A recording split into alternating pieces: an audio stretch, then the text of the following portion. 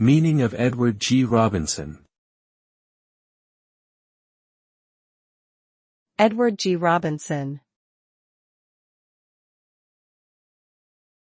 Edward G. Robinson. Edward G. Robinson.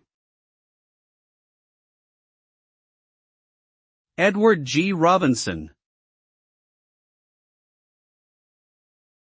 Edward G. Robinson was an American actor who became famous for his roles in gangster films such as Little Caesar and Key Largo during the 1930s and 1940s.